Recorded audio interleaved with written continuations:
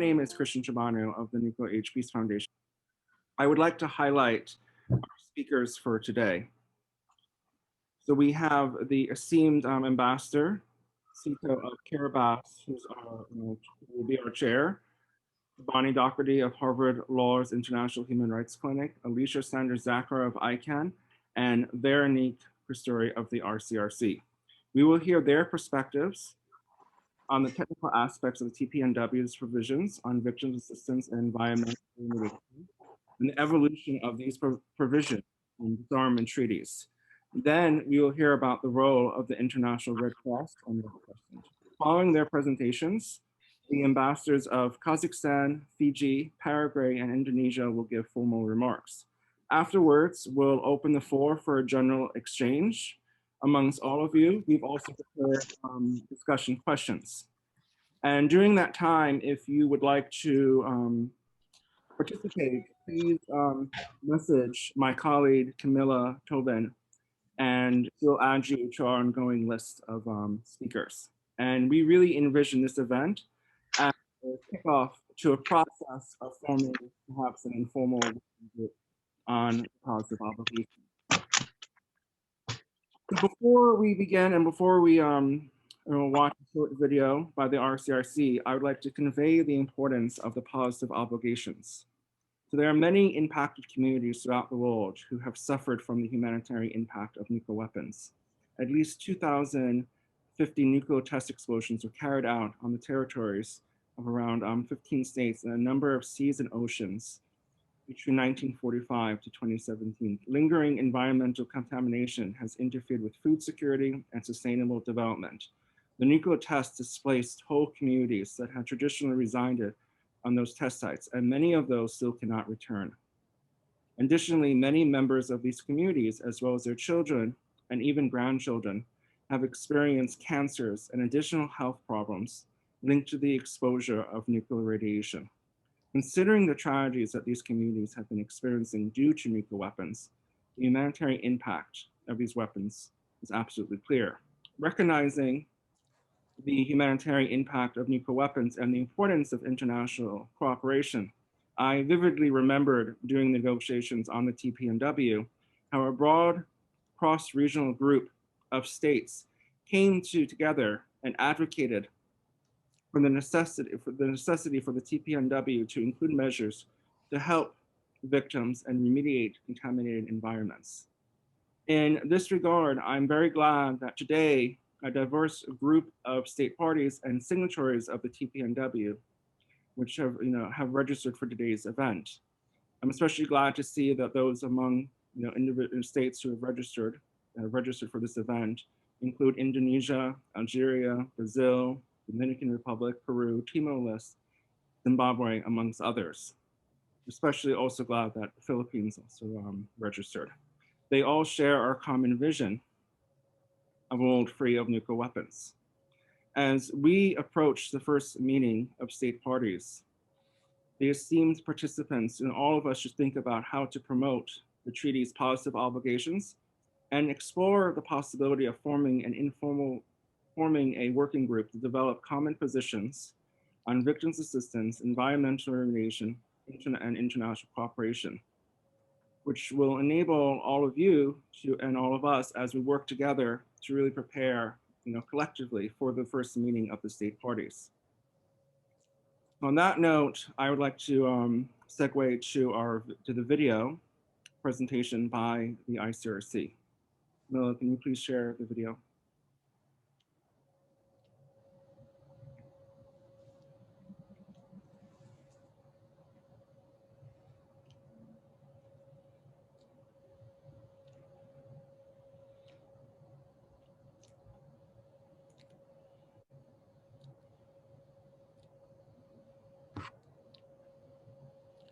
In the first second, the white light is blinding, the heat immense. In the first day, fires consume the city, and there's no way to fight them. Your skin is badly charred. In the first week, those hospitals that are still functioning are overwhelmed and can't treat the injured. others who seem fine suddenly fall ill and die from radiation sickness. In the first year, radiation has seeped into the water and the soil. Crops and animals are contaminated. In 10 years, congratulations. You might not have leukemia or another cancer, but many of your friends do. You fear it will come any day. In 30 years, you look at your children wondering if you've passed on the effects of radiation. In 70 years, you're still seeing your doctor for checkups. He says it's a miracle you're still alive.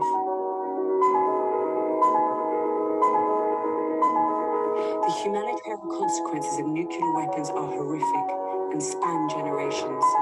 It's time to ban them now.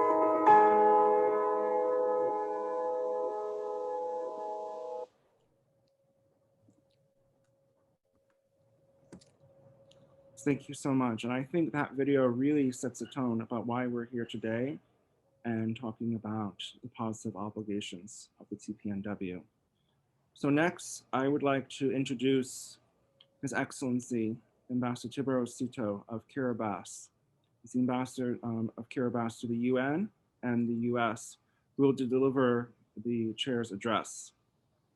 He's and I'm going to briefly introduce him. Prior to his appointment to the diplomatic service of his country, Ambassador Tito had represented and served the people of his over-electorate of South Tawar, home of about 30% of the Kiribati population, for 30 years, from 1987 to 2017, as a member of parliament, as the leader of the opposition, and a member of the Public Accounts Committee for 4 years, and as a member of the Executive Committee of the Commonwealth Parliamentary Association, representing Pacific Island parliamentarians affiliated to the CPA for 3 years. He also served as the deputy leader of the opposition from 1991 to 1994, and as president of Kiribati from 1994 to 2003. During his tenure as president, he arranged for Kiribati's membership of the UN and represented Kiribati at the annual UN General Assembly summits from 1999 to 2002, including the Millennium Summit of 2000. So the remaining of his bio, which is very impressive, is in the chat box. And now I would like to give the floor to Ambassador Tito of Kiribati. Please, Ambassador.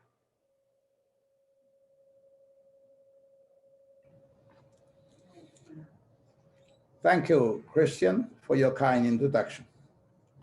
Excellencies, colleagues, distinguished delegates, friends, ladies and gentlemen, very warm greetings to you all on behalf of the government and people of the Republic of Kiribati.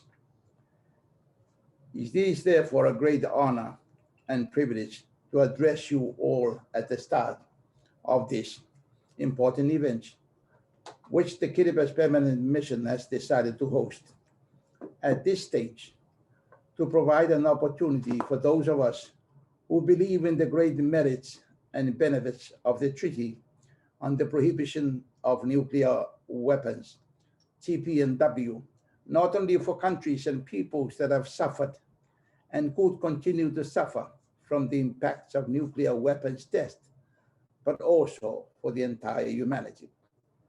So let me start by expressing on behalf of my mission, jointly with our co-sponsors, the Nuclear Age Peace Foundation and the Harvard Law School's International Human Rights Clinic, our sincere thanks and appreciation for your kind interest to join this informal conversation, the first of its kind since the entry into force of the TPNW less than 3 weeks ago. As indicated in the event concept note, I sincerely hope that at the end of this event, we as current and potential state parties will be better equipped and prepared and be more organized and strategic prior to the first official meeting of state parties to be called soon, later this year or early next year, in order to help in the implementations of provisions, in particular those relating to the rights of victims of past nuclear testings. The sooner these provisions are implemented, the better it is for the millions of victims who have been forgotten and left behind for so many decades. As a country whose island ecosystems, environment, and population were among those greatly affected by a total of 40 nuclear testings during the height of the Cold War between the 1950s and the 1960s, many times stronger than the Nagasaki and the Hiroshima bombings of August 1945, my country, Kiribati, sincerely hopes that an early interaction of states, parties such as this, could have a pivotal role in ensuring early delivery of the assistance needed by the millions of innocent people whose health, well-being, and lives have been agonized by impacts of past nuclear weapon tests and experimentation. The government of Kiribati has therefore committed itself to play a proactive role in this regard. And just yesterday, the cabinet met and decided that Kiribati is also willing to offer one of the biggest islands in the atoll, Christmas Island, where 40 nuclear tests were conducted, to be a center, one of the centers of TP&W in the future. And the Kiribati government is ready to sacrifice as much as it can to facilitate the moving forward and the advancement of the noble goals and purposes of this treaty. This is also the first time that we, as believers of a more caring, loving, peaceful, and humane world, free from the horrors of war and nuclear weapons, as envisioned by the founding fathers of the United Nations 75 years ago, can start to engage seriously and proactively in encouraging, convincing, and persuading our brothers and sisters in the B5 and the other nuclear weapon states that they should join this wonderful movement of freeing humanity and our home planet Earth from the most existential threat, above all other existential threats known to man, far more threatening and agonizing than climate change, COVID-19 pandemic, terrorism, natural disasters, human trafficking, racism, xenophobia, and the like. This is the existential threat posed by the presence and existence of nuclear weapons in our midst. Kiribati believes that it is not easy to change the current mindset of leaders and people in the wealthy and powerful nations to get rid of their nuclear weapons and arsenals. But that should not stop us from finding ways and means of transforming such outdated mindsets, which were quite apt and relevant in eras when one was always scared of his or her neighbors. I believe these eras of fear and distrust of one's neighbor are far gone and should no longer be encouraged, and humanity should move forward into a new era of enlightenment as envisioned by the founding fathers of the United Nations, to build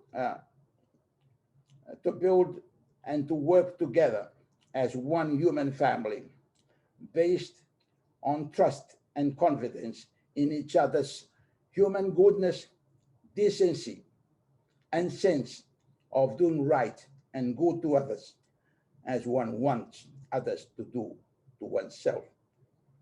As the Kiribati president, His Excellency Tanis Mamau, aptly puts it in his statement at the last General Assembly Summit, and I quote, "In a world placated by geopolitical complexities, which are enhanced by our competing interests to do what is best for our respective nations and people, it seems natural that some nuclear states may find it hard to rid off their nuclear arsenals.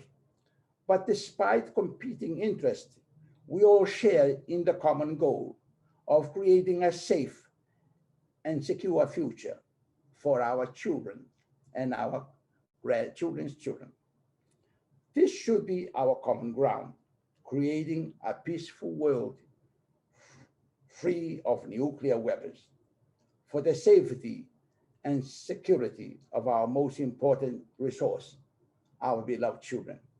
Kiribati believes this is possible by planting and nurturing the seeds of peace in place of conflict, trust in place of distrust, and love in place of hate.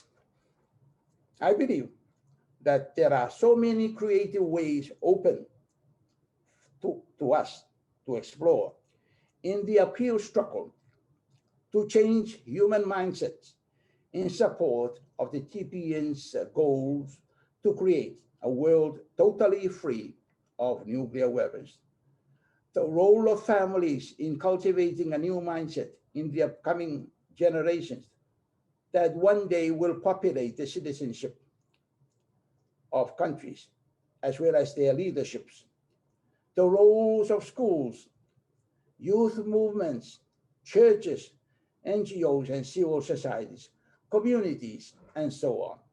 Our role here as diplomats in the United Nations, that's also important and very important. We should be friendly, we should be getting on with each other in order to be a good example of our peoples back home, to connect with other peoples beyond their boundaries.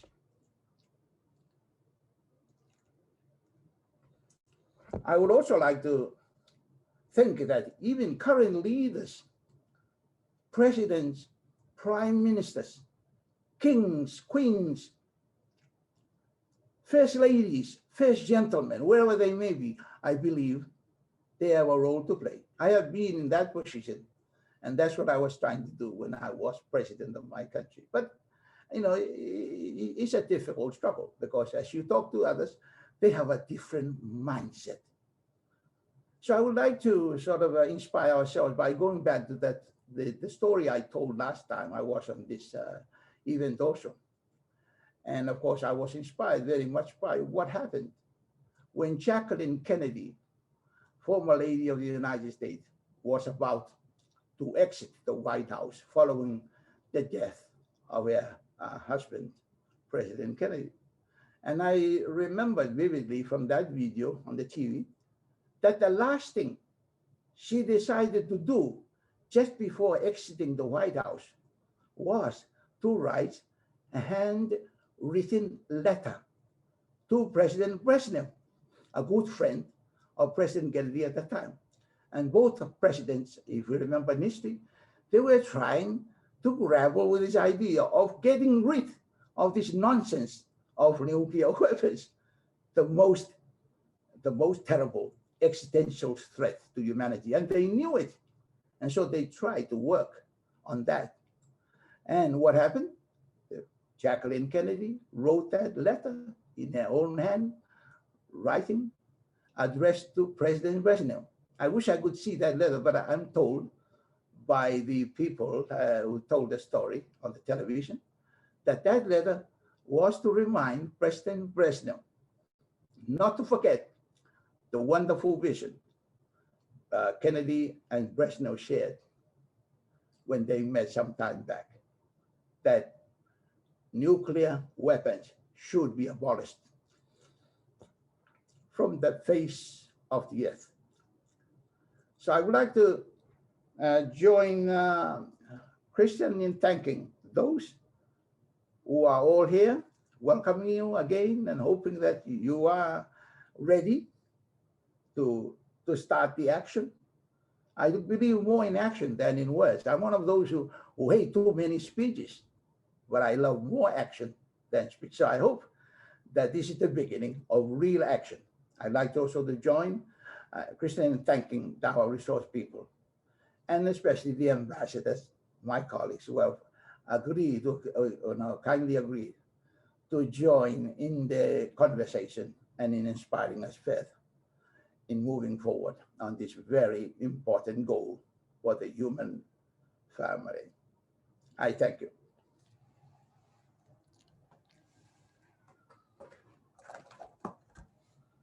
Thank you so much, Ambassador.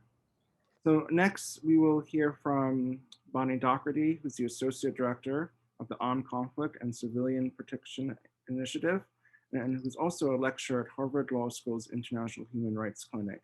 She'll be talking about the TPNW's provisions on victims' assistance, environmental remediation, and the evolution of these provisions in disarmament treaties. Following her remarks on the same topic, Alicia Sanders-Zakre, the Policy and Research Coordinator of ICANN, will also be sharing her perspectives. And first, let's hear from Bonnie Docherty. Bonnie, please, the floor is yours. Thank you very much, Christian. And I want to thank the government of Kiribati and the Nuclear Age Peace Foundation for co-hosting this event, and also Ambassador Tito for both your support and your inspiring opening remarks. You always get me fired up to do something, so thank you for that. So today I want to unpack the obligations that we're focusing on at this meeting, which are victim assistance, environmental remediation, and international cooperation and assistance. And I might refer to them collectively as the positive obligations. There are other positive obligations in the treaty, but these three have sort of, for short, been referred to as the positive obligations. So that's what our focus is on today. So I'll unpack those obligations and expand on the importance of the first meeting of states parties, which, as you know, is coming up in the next 12 months, as well as identify some steps that countries can take to advance the implementation of the obligations at that first meeting. First, on victim assistance, Article 6.1 of the TPNW obliges states parties to assist affected individuals in their territory. Its holistic approach requires a range of types of assistance. They must provide medical care, rehabilitation, psychological support, as well as take measures to ensure socioeconomic inclusion. It's not an exhaustive list. There could be other forms of assistance, but those are the forms that the treaty specifically names. The assistance must also be sensitive to differences in age and gender and implemented without discrimination. And the end goal is to ensure that victims can realize their human rights. To make this obligation of victim assistance more manageable, Article 6.1 can be understood to allow affected states to progressively realize some of their obligations, especially those related to economic, social, and cultural rights. And those are, progressive realization is a tenet of international humanitarian law that requires states to take action to achieve those rights while recognizing that full realization is a gradual process. Article 6.2, which deals with environmental remediation, obliges affected states to take, quote, necessary and appropriate measures towards the remediation of areas that have been contaminated by nuclear weapons. Again, it focuses on the contamination from use and testing, and remediation should be understood to encompass measures to contain or remove contamination, as well as measures to reduce the human exposure, such as by marking and fencing dangerous areas or conducting risk reduction education. That package is useful to ensure protection from environmental contamination. In requiring so-called necessary and appropriate measures towards remediation, it recognizes that in most cases, the environment cannot be fully returned to its pre-detonation state, but mandates the steps that can be taken to clean affected areas and reduce further exposure. But unlike previous treaties, it doesn't set a specific deadline for completion. It's an ongoing process. Article 6 of the TPNW requires affected states parties to play the lead role in these two obligations. And it's for practical and legal reasons, although it seems counterintuitive at first. Practically, affected states are in the best position to understand the needs of their people and to distribute assistance. Similarly, they have better access to affected areas, which facilitates the assessments of contamination and remediation efforts. The approach also protects sovereignty of affected states and gives them agency in addressing matters within their borders. Legally, it follows the precedent of past humanitarian disarmament treaties, such as the Mine Ban Treaty and the Convention on Cluster Munitions, as well as international human rights law, which generally requires states to take care of their own people. But, and this is a really essential part of the TPNW, so I want to emphasize it, the treaty does not place sole responsibility on affected states. Article 6 must be read in conjunction with Article 7, which is on international cooperation and assistance. package of victim assistance, environmental remediation, and international assistance is a shared responsibility. Article 7 requires all states to cooperate to facilitate implementation, and it obliges all states parties, quote, in a position to do so, to provide assistance to help the affected states implement their obligations, including those on victim assistance and environmental remediation. Donor states can provide assistance in a range of forms. It can be material, it can be technical, it can be financial, it can be human resources. There's a whole range. And because of that, we feel that all states parties have the ability to contribute in some way, maybe not all financially, but technical advice or resources and other support is also very valuable. The TPNW, however, does not absolve the states that used and tested nuclear weapons. Article 7.6 ensures that user and testing states have a legal as well as moral obligation to address the harm they caused, and explicitly places an obligation on those states to provide, quote, adequate assistance for victim assistance and environmental remediation. And in addition, I want to emphasize that nothing in the TPNW precludes an affected state or an individual from seeking redress or compensation through other avenues. So, and existing compensation arrangements, such as bilateral treaties, are unaltered by the TPNW's provisions. So to transition to the first meeting of states parties, this meeting is a key moment for all three of the positive obligations. As shown by the first meeting of states parties of previous treaties, again, the Mine Ban Treaty and Convention on Cluster Munitions come to mind. This meeting is the first step towards turning a treaty from words into action. Making victim assistance, environmental remediation, and international assistance core topics of that meeting would give those provisions symbolic weight and signal to the world that states parties believe implementation is a priority. The first meeting also provides an opportunity to develop practical guidelines for implementation that will facilitate compliance down the road. And as part of that, states parties can set clear standards for affirmative actions. And in this case, there are many lessons that can be drawn from the implementation of similar provisions in the Convention on Cluster Munitions and Mine Ban Treaty. I'm happy to unpack that later. Finally, addressing the positive obligations of the first meeting of states parties has precedential value and lays the foundation for future work at later meetings. The meeting, I just want to talk a little bit about the meeting itself, and it offers several opportunities for advancing the positive obligations. First, the obligation should be discussed under a standalone agenda item or agenda items at the meeting itself to ensure there is ample time for exchange. States parties can use the discussions to underscore the value of the positive obligations, present their national positions and policies and practices in that area, and describe their initial plans for implementation. The first meeting should also encourage participation from international organizations, including the ICRC, as well as civil society, and particularly survivors who know best what their needs are and how to address them. The first meeting should also produce 3 outcome documents, all of which promote the positive obligations.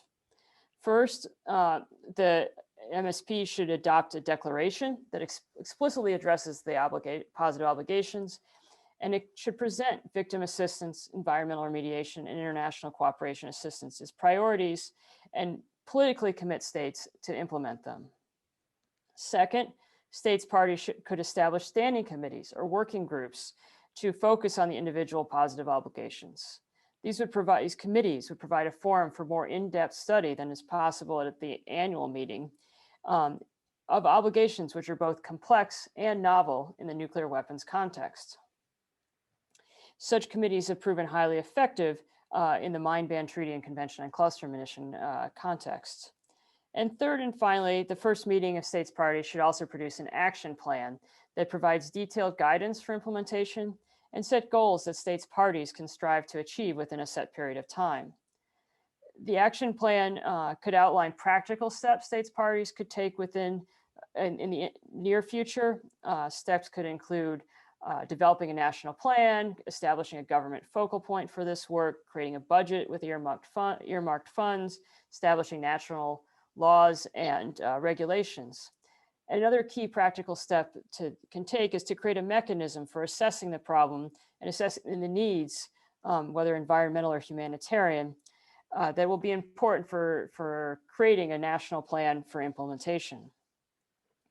The action plan could also underscore principles of implementation, such as non-discrimination, inclusion of survivors and affected communities at all stages, transparency, and accessibility. So those are all key elements that are not so much specific practical steps, but as underlying principles for implementation. And I'm happy to unpack any of these issues as in our question and answer session, but just in conclusion, I want to encourage states to work together in the lead up to the first meeting of states parties, both to familiarize themselves with the issues and to work together to prepare to make substantive contributions at the meeting of states parties discussions, and to ensure the adoption of useful outcome documents that can help turn the words of the treaty on positive obligations into actions on the ground that can have real humanitarian effects. So at this point, I'll turn it back to Christian, and thank you very much all for coming today. I appreciate it. Thank you so much, Bonnie. So next we'll hear from Alicia Sanders-Zakre, who's the Policy and Research Coordinator with the International Campaign to Abolish Nuclear Weapons. Please, Alicia. Great. Thank you so much for inviting me to attend this important discussion, and to the hosts for putting it together. I'll just provide some brief opening remarks, and I'm really looking forward to the discussion. So after recently celebrating the TPNW's entry into force with civil society actions around the world, at ICANN, we're really excited to get started on this next phase of work to prepare for the first meeting of states parties and to continue to progress towards the treaty's full universalization and implementation. So Bonnie has really well explained the content of the Articles 6 and 7 and provided some steps for progress on implementation at the first meeting of states parties. And I'd just like to make 3 points about the importance of these articles in the treaty and their significance in disarmament treaties more broadly. So first, I'd like to say, this is really an area where the first meeting of states parties, states can make real progress on implementing the treaty, even without nuclear weapons states parties. The TPNW states can make a tangible difference in assisting victims of nuclear weapons use and testing, starting to remediate environments, and also setting a new international legal standard for this type of assistance. So while there are a number of states that currently provide some form of assistance to individuals impacted by nuclear weapons use and testing, who qualifies and the extent of the assistance really varies widely by country. I recently wrote about this in an article for Global Policy. And so this is really an opportunity to set the bar high for an international standard to benefit impacted communities globally. Secondly, implementing Article 6 and 7 represents a continuation of the ongoing effort to shift the perspective on nuclear weapons to focus on their humanitarian harm. This was, of course, at the core of the humanitarian impact conferences that preceded the treaty, and as well, of course, in the treaty itself. And this shift really importantly centers survivors at the heart of this conversation as the real experts on nuclear weapons. The TPNW is not alone in seeking to redirect this dialogue to focus on humanitarian consequences of weapons and to directly assist those harmed. Articles 6 and 7 in the TPNW stand alongside victim assistance provisions in other disarmament treaties, including the Mine Ban Treaty and the Cluster Munitions Convention. So lastly, I'd just like to point out that taking forward nuclear weapon victim assistance can really complement and strengthen efforts to address and correct the harm caused by other weapons and further bolster this type of work in international law. So, for all of these reasons, progress on the implementation of these articles at the upcoming first meeting of states parties to the TPNW will be really important to sustain and advance the treaty's humanitarian objectives and victim assistance in international law more broadly. And ICANN looks forward to working closely with states and civil society in the upcoming months for a productive and successful first meeting of states parties.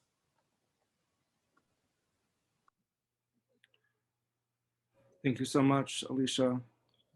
Next, we will hear about the role of the International Red Cross and Red Crescent. Veronique Christory, who is the Senior Arms Control Advisor of the ICRC delegation. Who's Veronique? Good afternoon to all, dear Ambassador Tito, dear Excellencies, dear colleagues. Thank you very much for hosting such a timely event as we enter in a new phase of this historic treaty. I think that it's, first of all, it's very important to recall that the entry into force of the TPNW sends a very powerful message that the use of nuclear weapons is unacceptable. They are unacceptable as a mean of warfare or as a tool of statecraft. They are unacceptable as a mean, they are unacceptable from a moral, humanitarian, and legal perspective. As you know, the ICRC and the Japanese Red Cross witnessed firsthand the devastating effect of this bomb as they attempted in near impossible conditions to help those dying and injured in Hiroshima and Nagasaki. The video was a powerful reminder of these horrific humanitarian consequences. The nuclear blast wiped out the cities, instantly killing thousands of people, injure many. After trying to give you an idea, almost 80% of the doctors and 90% of the nurses were killed or injured in Hiroshima. After trying to give humanitarian assistance to those dying and injured, the ICRC concluded that nuclear weapons must be prohibited given the catastrophic humanitarian consequences. Already in September 1945, the ICRC made the first call to state to eliminate them.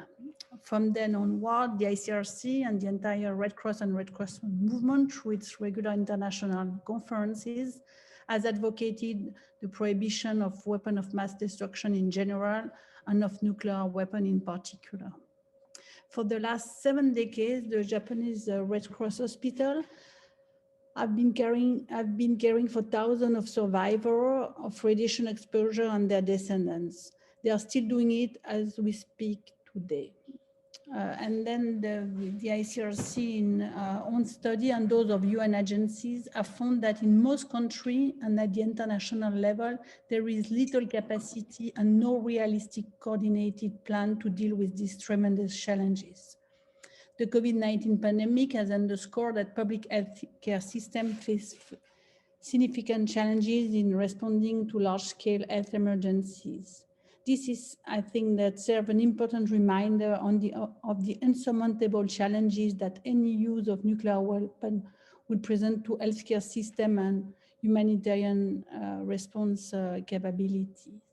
It's even more worrying with the dangerous trend toward a nuclear arms race.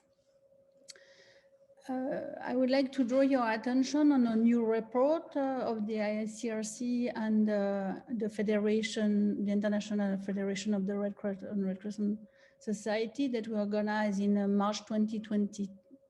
And the report concludes, inter alia, that the evidence of harm caused by nuclear weapons provides a crucial basis for humanitarian preparedness and response. It is important in upholding the right of individuals and communities affected. It is essential to assess the legality of the use of nuclear weapons under IHL and gives a fact-based entry point for discussion about nuclear disarmament and non-proliferation more broadly. And it's exactly what we are doing today. It's now crucial, as the other panelists said, to make the treaty operational as a new norm of international humanitarian law. And we must spare no effort to ensure the broadest possible adherence to this treaty. By calling on states to join the treaty, we are fulfilling our responsibility to protect humanity today and tomorrow from the scourge of this horrific weapon. And for state party, it's a smaller parenthesis, but please don't forget to submit your Article 2 declaration. It may appear a small technical step, but it is important that states adhere to this provision by submitting their declaration within the 30 days deadline, so as to getting the TPNW implementation effort off to a good start. As the implementation architecture of this treaty kicks into gear, it will be increasingly important to assess the scope and implication of the provision contained in that treaty. So the ICRC and the wider movement of the Red Cross and the Red Crescent Society stand ready to play a key part in this process. As my colleague from MIGAN and Harvard Law School mentioned that the TPNW recognized the suffering and harm caused to the victim of nuclear weapon use and testing, as well as the impact on indigenous people and the environment in Article 6.1 and 6.2. These provisions are of crucial importance by forcing assistance for victims of nuclear testing and use and for remediation of contaminated environment. The treaty recognizes the duty of state to care for all life harmed by this horrific weapon. This is one of the key reasons why all states must sign and ratify the TPNW. In the ICRC view, international cooperation and assistance, especially as regards victim assistance and environmental remediation, is one of the areas the first meeting of states should focus on. We also agree that it would be good if the first meeting of state party could agree on sort of a framework on international cooperation and assistance. These aspects of the TPNW are of great practical importance for states. This is, of course, an area where the movement of the Red Crescent Society can make a significant contribution with our expertise on treating victims of Hiroshima and Nagasaki. The MSP should also be as a forum for discussion, as previously mentioned, or a platform for establishing working group or other subsidiary bodies on evidence on the impact of nuclear weapon on human and on the environment. More research is needed in this respect to enhance our understanding of the impact and to design and implement effective victim assistance and environmental remediation measures. The ICRC is ready to assist states in the interpretation of the TPNW provision related to victim assistance, environmental remediation, and international cooperation and assistance. And I would like also to remind us that we owe the entry into force first and foremost to the survivor and to all those that came together to make the milestone possible.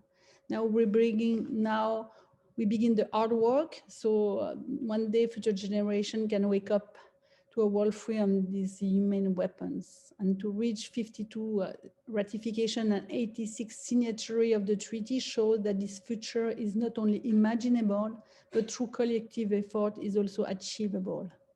So I am looking forward to the discussion on a successful first meeting of state party, and can count on the ICRC and the entire movement of the Red Cross and Red Crescent Society support. Thank you very much.